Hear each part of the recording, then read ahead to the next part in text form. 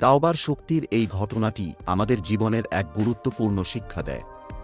3 বন্ধু যখন গুহায় আটকে পড়ে তখন তারা নিজেদের নেক আমলের কথা আল্লাহর কাছে তুলে ধরেন। প্রথম ব্যক্তি তার পিতামাতার প্রতি যত্নের কথা বলেন, যিনি তাদের জন্য অপেক্ষা করেছিলেন। দ্বিতীয় ব্যক্তি তার চাচাতো বোনের প্রতি সম্মানের কথা বলেন, যিনি তাকে অন্যায় থেকে বিরত রাখতে সক্ষম হয়েছিলেন। তৃতীয় ব্যক্তি তার শ্রমিকের প্রতি সততার কথা বলেন, যিনি তার মজুরি ছেড়ে চলে গিয়েছিলেন, কিন্তু তিনি তাকে বিনা শর্তে সবকিছু ফিরিয়ে দেন। এই 3টি ঘটনা আমাদের শেখায়, আল্লাহর সন্তুষ্টির জন্য ভালো কাজ করা বিপদের সময় মুক্তির পথ খুলে দেয়। পিতামাতার প্রতি সম্মান, হারাম থেকে বেঁচে থাকা এবং সততা, এই গুণগুলো আমাদের জীবনে আল্লাহর রহমত আনতে পারে।